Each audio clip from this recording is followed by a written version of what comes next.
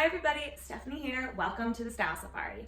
Today is the final installment, part 3 of our gathered neck backless top series.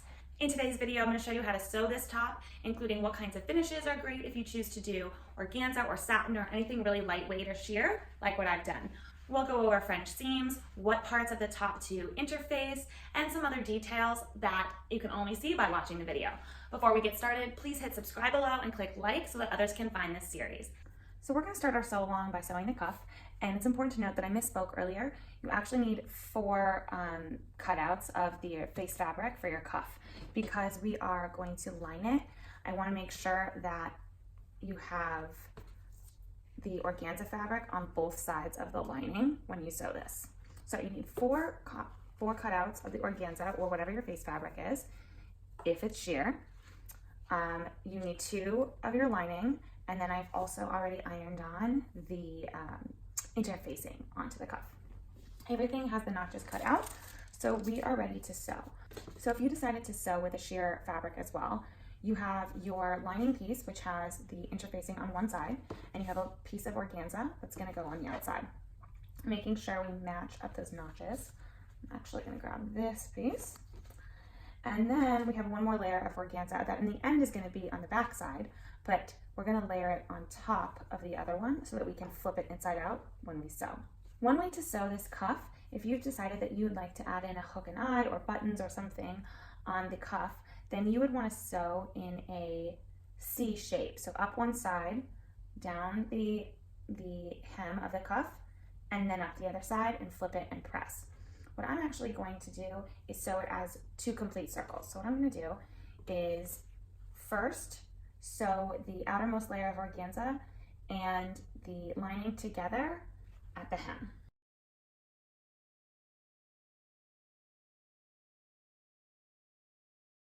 Then I'm taking that cuff and taking the right sides, matching them together.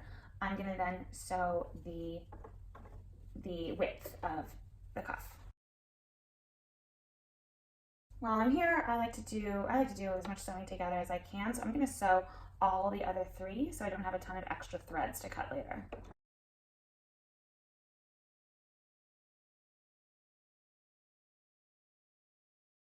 Then you have this long string of patterns. It just makes it easier. You don't have to have tons of extra string and not be wasteful, and you can actually be quite quick. So now I've taken one of my cuffs and flipped it right side out, and then I'm going to take the corresponding matching organza piece that's still inside out and marry those 2 together, making sure the side seam matches up, as you can see there. Then, now if your machine does this, you can slide out and slide it onto sew. This is still a little tiny for my machine, so I'm going to sew on top. So this is a tiny little circle to sew. I'm going to sew right in over the line I've already created to attach these 2 pieces together, and you'll see what happens when I do.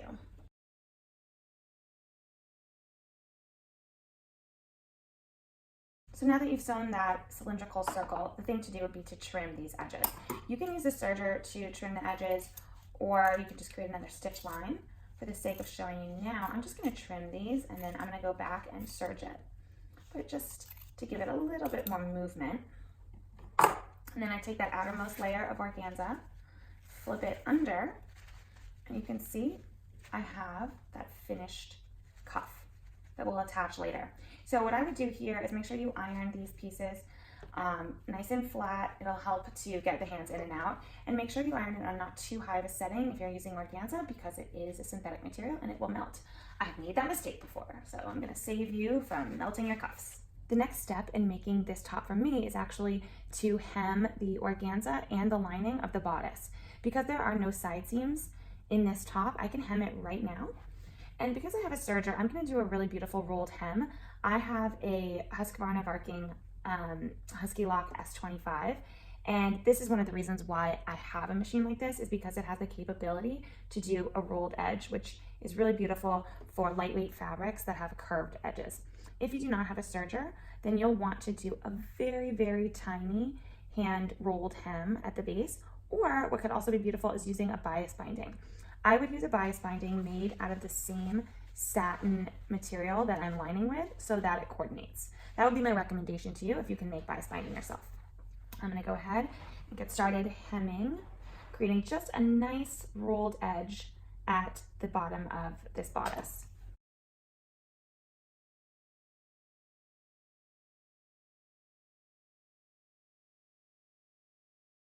Eek! Oh my goodness. I just get giddy over things like this because I never used to be able to have the capability to do this, and it looks so beautiful, so professional. I'm just gonna give it a light iron to take out a little bit of that waviness, and my outside is ready to go. I'm gonna do the same thing, the same stitch with my lining material, but I'm probably gonna I'm gonna trim it up about 1/2 inch from the bottom instead of using the full length because I don't want the lining to hang past the outer fabric at all.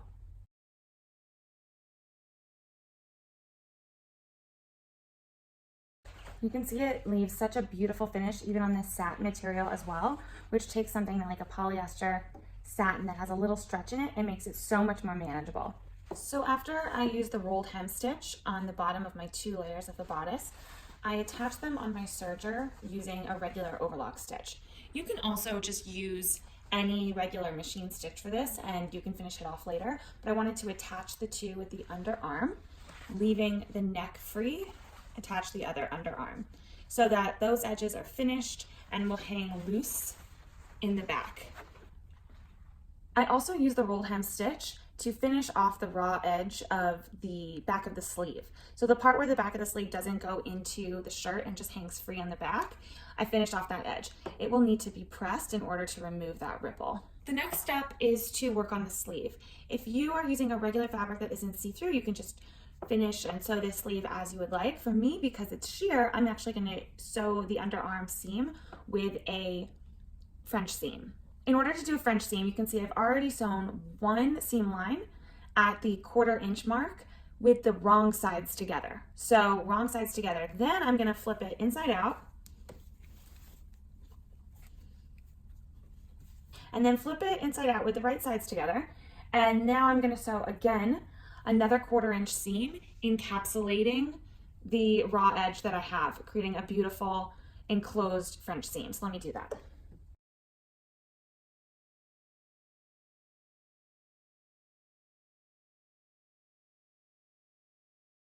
Then I'm going to turn the sleeve back inside out again, and you can see I have a really nice French seam on the inside here that is kind of floaty and soft and light and doesn't add too much, letting the sheer fabric take center stage. Now that both my sleeves are done, the next step is to gather up the neckline just as we did with our muslin. So I'm just going to sew 2 seam lines close to each other. I'm going to sew them at a 5.5 stitch length.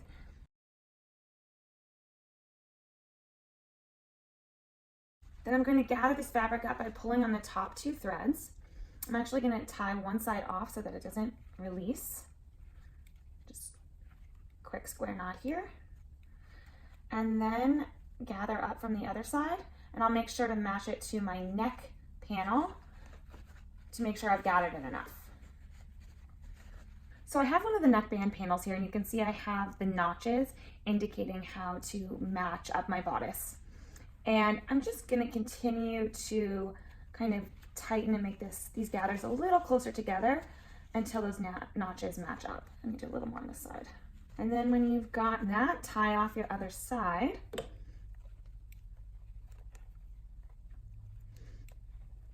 And then we'll forget about the neckband for a little bit and go ahead and sew in the sleeves to the underarm. So it's important to keep in mind if you'd like to finish off the sleeve, the front sleeve, before you attach it to the bodice or after.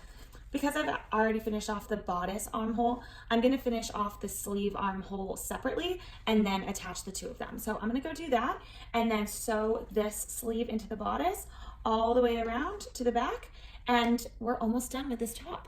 After you've attached the sleeves onto the bodice, the next step is to add the cuffs in. So just as we did before, we're going to do 2 gathering stitches around the widest part of the sleeve and then pull them in and attach to the cuff. So very similar to what we've done before, And if you need more detail, I would go back and reference the video where I make the muslin, just so you can see how to gather the sleeve into the cuff. The next step is to take your 2 neck pieces and put them right sides together, and then sew around the outside. You can see I've created a little point as I sewed around the outside, and then leave an opening so that you can attach the notch part to the bodice and still be able to turn, and then we'll go over and we'll either hand sew or top stitch that. Before you turn each piece, make sure you trim close to that corner edge, and you can trim the inside along the edges or not, it's up to you. You can also finish this with a serger, or you can just leave it. I'm gonna leave it, and I'm gonna turn both of these edges and then press them and then attach them to the neck portion of the bodice.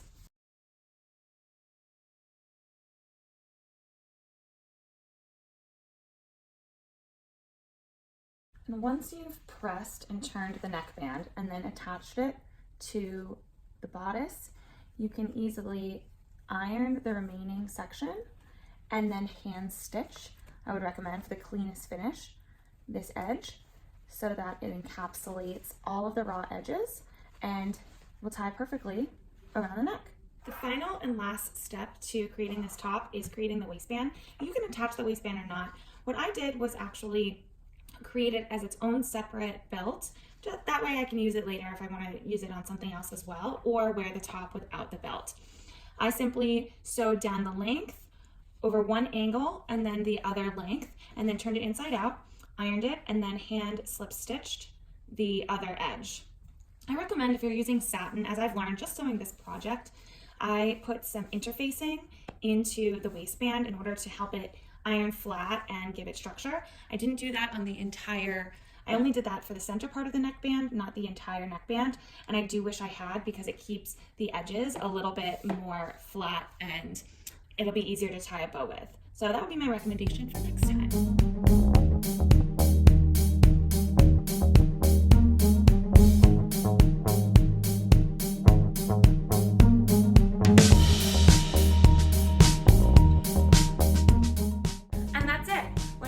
You have a beautiful finished top, and I can't wait to see how you customize it and make it yours. Also, I've decided that I like the satin ribbons tied instead of in bows, because I think it makes it a little bit less fancy and more cute and playful to wear with jeans. Thank you so much for following along with this tutorial and this 3-part series. If you haven't seen the whole thing, go back and start at the beginning, and I'll show you how to make everything with this top.